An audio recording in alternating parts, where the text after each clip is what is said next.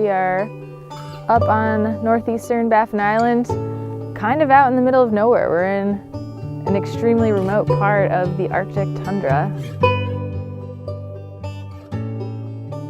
There are no trees.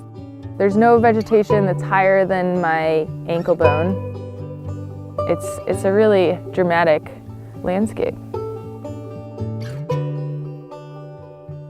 We're here because we're collecting mud from the bottom of this lake sediment, to reconstruct the past 10,000 years of climate and vegetation history. So we're interested in learning about what has happened in the past here at this site in terms of climate change and how the landscape responded to climate change. When the Earth's climate changes, the Arctic changes even more than the rest of the Northern Hemisphere.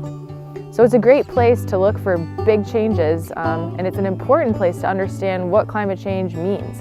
How is the landscape going to respond? And so we're collecting these lake sediment cores in order to look at this continuous record of environmental change over the last 10 or 11,000 years. And the way that we're doing that is through a pretty cool new technique. My focus is looking at DNA that we can extract directly from the mud.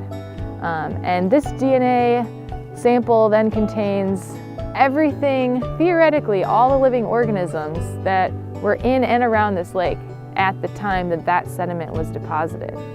So what we can do is selectively look at the plant DNA that is contained in the mud and then work backward to learn what the plant community consisted of at that time.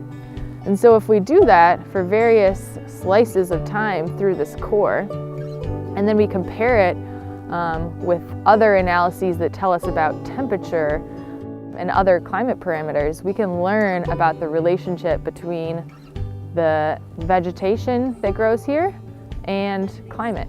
And hopefully that'll help us predict what might happen on the landscape as the Earth continues to warm up.